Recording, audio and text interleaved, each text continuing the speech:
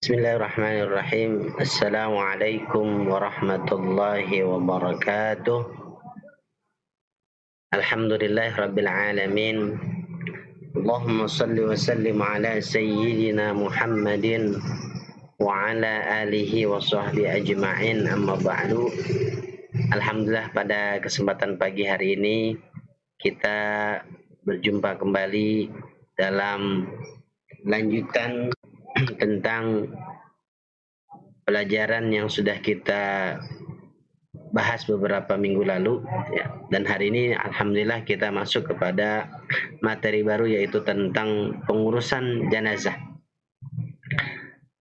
Sebelum kita masuk ke pengurusan jenazah, ya, nanti kepada teman-teman kelas 11 agar dapat mempraktekkan, ya, dapat berkomunikasi dengan contoh-contoh yang sudah kita pelajari pada pagi hari ini, ya.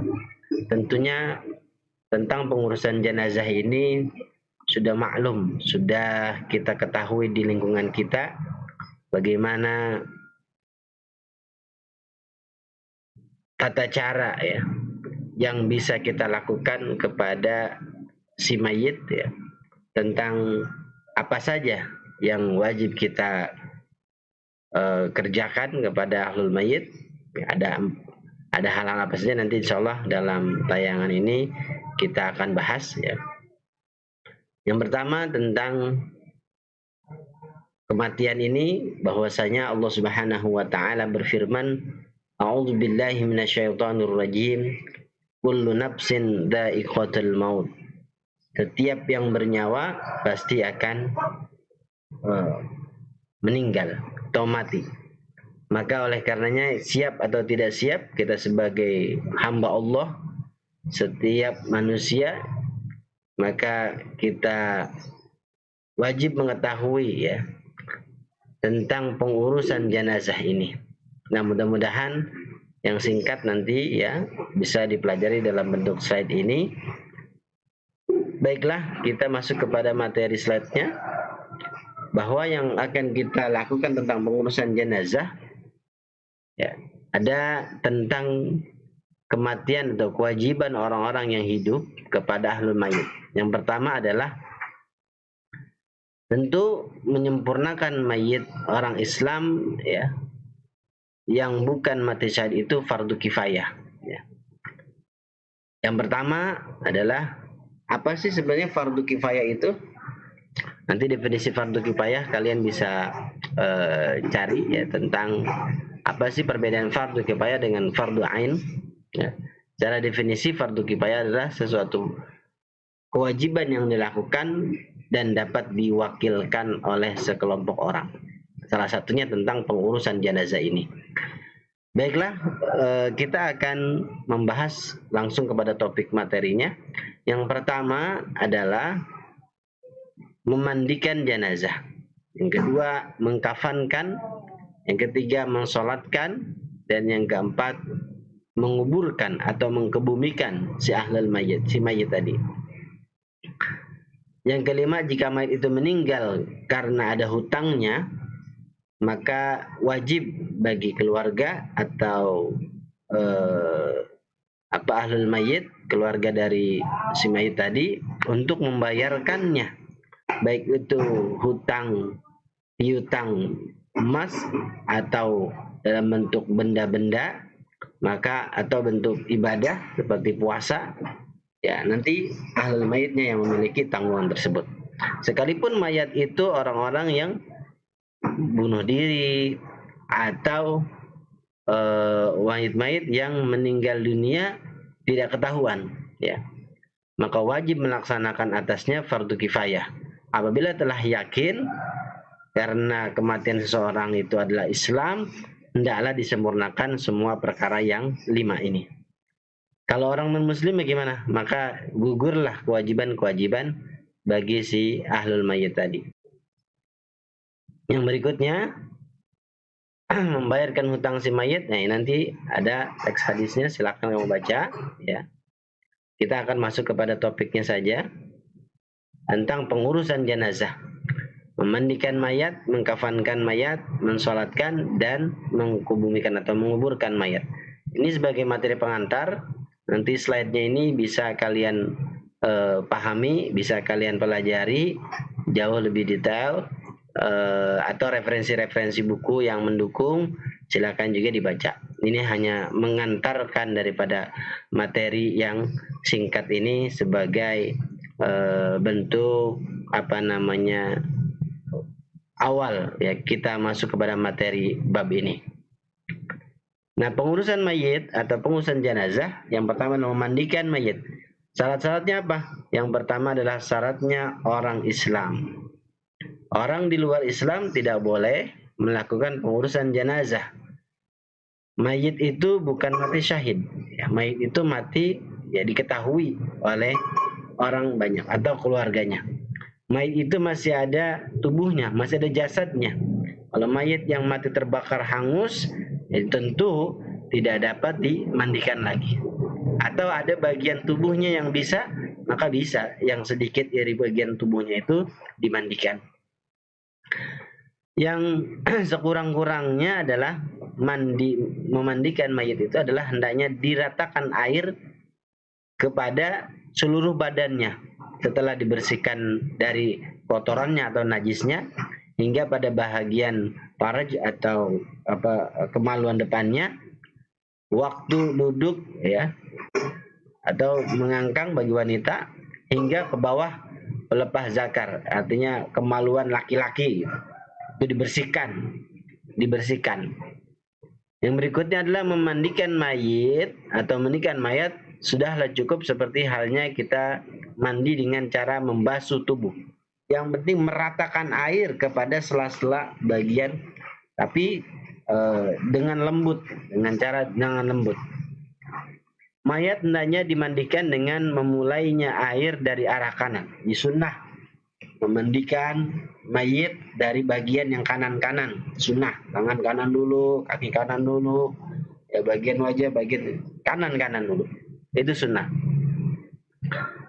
Nah, kemudian dalam memandikan mayat, ya, perhatikan ada sifat-sifat yang mesti ada pada seseorang hendak menguruskan jenazah. Ya, ini bagi orangnya ya, bagi si yang memandikan. Tentu ada keberanian diri untuk memandikan, karena tidak gampang untuk memandikan si mayit ini atau tidak banyak orang yang tahu tata caranya. Nah, maka bagi sifat-sifat seseorang yang ingin memandikan jenazah hendaklah ada pada dirinya yang pertama sabar, berani, amanah. Amanah ini bisa menjaga daripada aib-aib ahlul mayit tadi. Kemudian mempunyai kemahiran atau ilmunya cukup. Nah, maka ini kita pelajari. Bagaimana nanti misalnya terjadi pada keluarga kita, hendaklah kita mengetahui ilmunya untuk kita memandikan ahlul mayit kita. Sebab kalau kita tidak tahu tata caranya, maka carilah pemandu atau guru untuk mengajarkan kita dari tata cara memandikan mayat ini. Nah, kemudian yang harus diperhatikan juga adalah ketika memandikan mayat adalah kalau dia ahlul mayit atau keluarganya, hendaklah ketika misalnya suaminya meninggal maka istrinya boleh memandikannya atau anak cucunya, keluarganya, bukan orang lain, bukan misalnya kayak kemarin yang sempat beredar di televisi, ada dikatakan orang yang meninggal karena COVID, kemudian di rumah sakit itu ada orang yang menguruskan jenazahnya, akan tetapi yang menguruskan jenazahnya itu laki-laki, padahal yang meninggal adalah seorang perempuan. Nah, ini nggak boleh, bukan mahramnya ya yang memandikan. Maka kalau keluarga boleh saja. Ini sebagaimana didapatkan dalam keterangan hadis riwayat Imam Ahmad. Orang yang memandikan atau yang bertugas sebagai memandikan mayat adalah ini tadi, suami atau istri, muhrim, kemudian si mayatnya, keluarga dari ahlul mayit, Itu yang boleh. Yang berikutnya kita akan masuk kepada nah ini salah satu bagian dari cara atau tempat memandikan mayit, ya boleh ya, dengan ruangan yang memang harus ruangan yang tertutup, tidak boleh ruangan terbuka, harus menjaga daripada aurat-aurat si mayit tadi, ya, menjaga betul, sebab orang-orang yang sudah meninggal dunia jangan sampai dibebankan dosa kepada orang tersebut karena terlihatnya aurat. Makanya harus di tempat yang tertutup, harus di tempat yang tertutup. Kemudian peralatannya, nah ini banyak peralatannya, banyak kita dapatkan, banyak bisa kita dapatkan di beberapa pasar ya untuk pengurusan jenazah.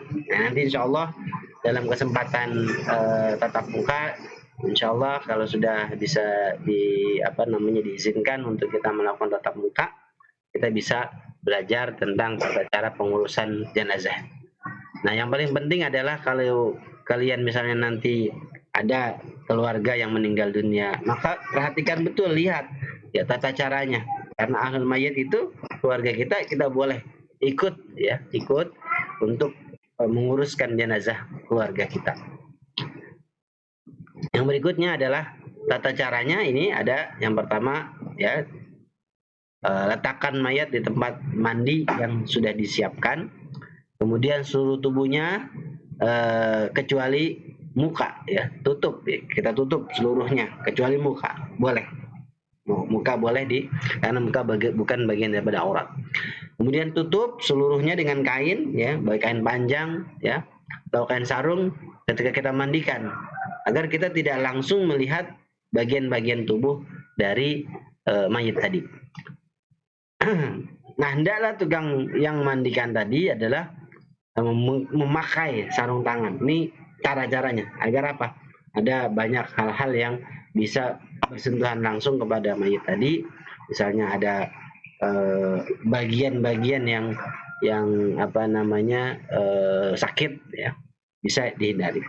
Sediakan air sabun. Nah, ini memang ada tadi tata caranya. Kemudian ini nanti kalian bisa membaca satu persatu sampai poin 11 ya. Kemudian kita masuk ke pengurusan jenazah ini ya, cukup banyak tata caranya.